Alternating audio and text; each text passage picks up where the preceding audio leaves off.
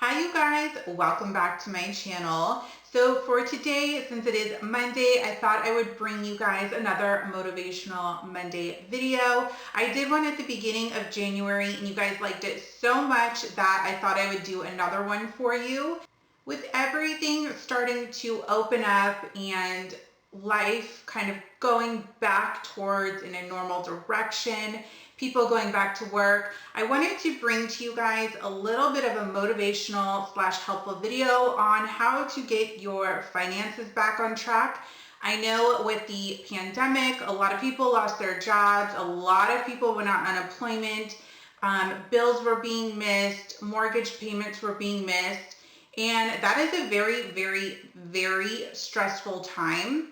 And now with things picking back up, I know it can be very overwhelming and very stressful to try and figure out how to play catch up on your bills that you may have missed or things like that. So for today's video, I wanted to give you some tips and tricks on how to get your finances back on track and to help you so you're not overwhelmed. So if you want to see how to get your finances back on track with 3 easy steps, then keep on watching. So first off, I do want to state I am not a financial advisor. These are just tips and tricks that I do to help keep myself on track and to help keep myself from getting overwhelmed.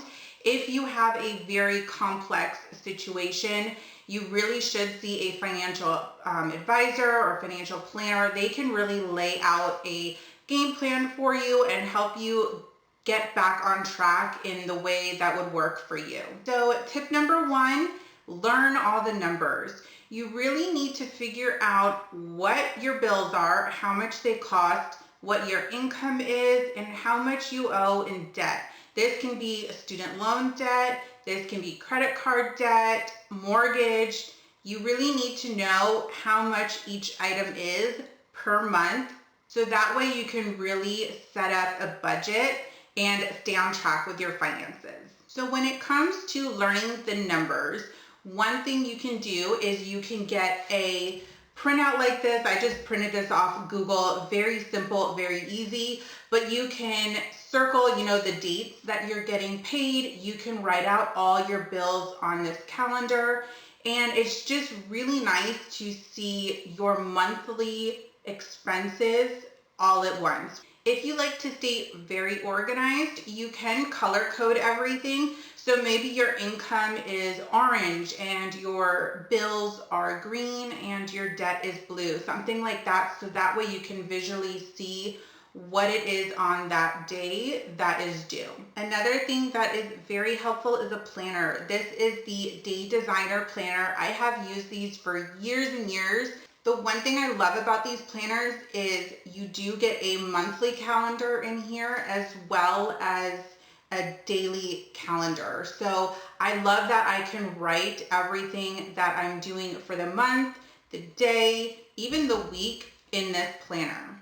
So when it comes to writing down your debt, you may want to make sure that you write down the whole balance that you owe. So if you have a credit card and you owe $4,000 and you have school loans, which thankfully we don't have to make payments until September, but you really want to make sure that you know what the full balance is. I know sometimes it can be very scary to log into those accounts and see how big the number is, but you really need to do that. And then what I would recommend is to kind of put them in order as far as balances go. So your least owed balance would go at the top, and then the credit card or whatever debt that has the highest balance would go at the bottom. Now I know there's different ways you can pay them off. Some people like to pay off the card that has the highest interest rate. Some people like to pay off the cards or debts that have the lowest balance.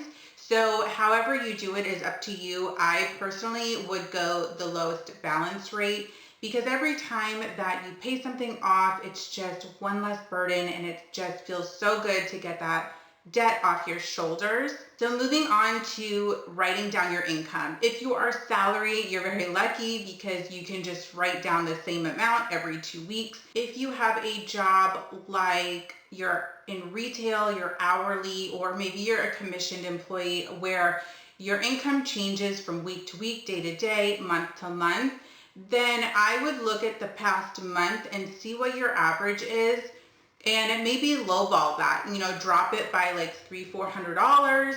That way, at least you're doing your budget around a lower amount, because it's always better to have a little bit more money left over than not enough at the end of the month when you're trying to pay all your bills. And lastly, your bills. This is going to be your mortgage, your rent, your electricity, your cable, Wi-Fi, phone, car payment, etc., etc. So tip number 2 is going to be to prioritize your payments. And what I mean by this is, once you get a paycheck, whether you are paid every week or every 2 weeks or even once a month, what you want to do is for sure pay your bills first. And what I am including in bills besides your mortgage and your electricity is also food. Make sure that you have enough money for little expenses like food. Obviously, I wouldn't recommend going to Starbucks 6-7 days a week if you are trying to pay off some debt, because you want to live within your means and not spend money where you don't have to. After bills, I would make it your savings account. Now, a lot of people don't have savings accounts, but it was a good time to start saving because unexpected expenses always come up. Just as an example, we took our senior dog to the vet the other day, and we were expecting a vet bill of about $150, maybe $200. Well, we ended up paying $900. We were not expecting that. So having a little bit of savings is very important. You don't have to save a big amount, but if you put aside 50, 100, or 200, however much you could afford every paycheck, if something unexpected comes up, at least you have that cushion towards a payment. If you have a car and you're driving for work, if something happens to your car, how are you going to pay for that? So having a savings account is really, really important. And under savings, I would put your debt. Now, thankfully, the government has decided to extend the school loan forbearance. So now we don't have to pay our school loans until September.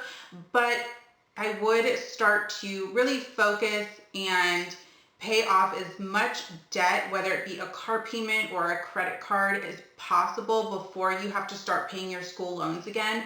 It will just make your life that much easier. So really prioritize and break everything down so that way you know how to create your budget. And tip number 3 is going to be create your budget.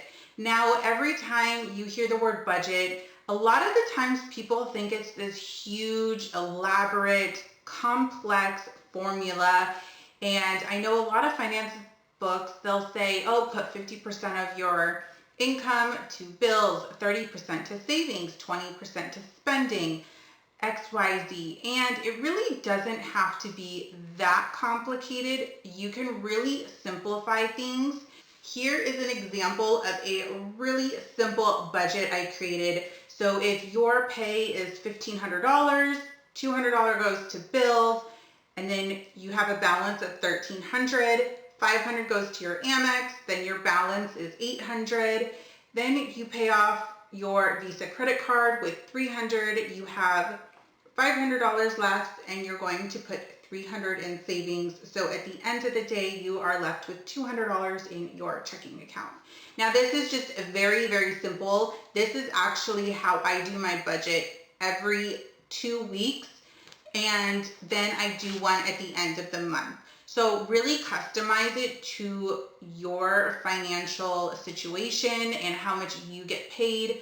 Also, you're going to customize it to what your debts are. And when you create a budget, really stick to it as much as you can, because when you start doing little things like going to Starbucks, 5 days a week, that's $50 at least. If you go to Target because you're going to pick up one item and it turns into $200, it's taking away from you achieving your financial goals, which is not okay.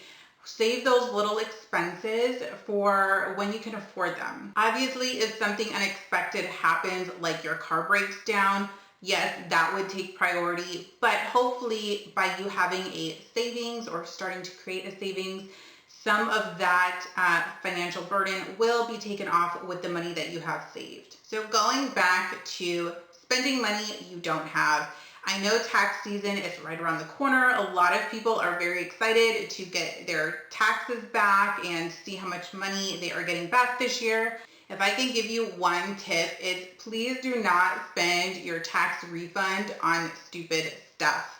I know that, it's so fun when you get a $2,000 check or $3,000 check, whatever it may be, in the mail, and you're like, oh yes, I want to buy this, I want to buy that.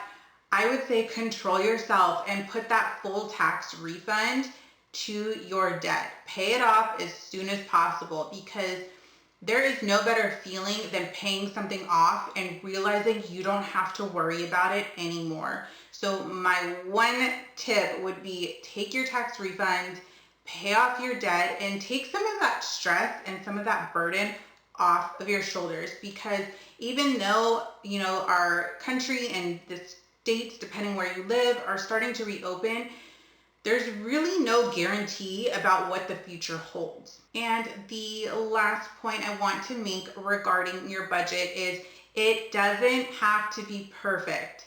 Let's say that again. It does not have to be perfect. A lot of the times people think that their budget has to be 100% perfect. And while sometimes that works for some people, it doesn't work for others, especially those who have fluctuations in their income. So my recommendation would be try and make your budget as detailed as possible, but remember, it is a guide to help you. Once you get your paycheck, you can for sure edit those numbers, how much you're putting towards your credit card. Maybe you budgeted that you were going to make a $400 payment, but your paycheck came in a little higher or a little lower. You can adjust that to $300 or $600, whatever it may be, but at least you have a guide to help you see where your money is going every 2 weeks or every week, depending on how you get paid. So those were my 3 tips for you guys to get back on track with your finances. It was learning the numbers, prioritize, and budget. If you feel like you need additional resources, if you have the means, definitely go see a financial planner. I know that financial planners are very, very expensive. So if you don't have the means to see a financial planner, I will leave some additional resources down in the description for you guys. This book I have talked about on my channel before. I think it's very helpful. It's very easy to read. It's called Debt 101. You can get it off of Amazon. It's maybe $10. But what's great about it is it really educates you on how to get out of debt, and it gives you some strategies on how to pay off your debt. There is another book in this collection that is called Budgeting 101, I think. So I will leave that link down below as well. And then lastly, if you have a few extra dollars and you wanted to pick up a planner, I will leave the link for the Day Designer Planner down below. None of these links are affiliates by any means, or you can always go on Google and just print out a monthly calendar. That is 100% free. That would be my recommendation. So I hope you guys enjoyed this video. Just remember that no matter where you start, you will end up in a better place. Don't get frustrated if your budget doesn't work out 1 month or 1 week. Just regroup, refocus. Just remember, unexpected things happen and everything will be okay. Just focus on the end goal of paying off your debt and you will be golden. This year is going to be your year for being debt free. Don't stress, just take it one day at a time or one paycheck at a time, however you like to look at things. So I hope you guys enjoyed this video. If you did, I would love it if you gave it a thumbs up. Don't forget to subscribe to my channel if you like motivational videos or beauty, fashion, and lifestyle content. I hope you guys have a wonderful rest of your day. It is Super Bowl Sunday, so have a great rest of your day, and I'll see you all very soon. Bye, you guys.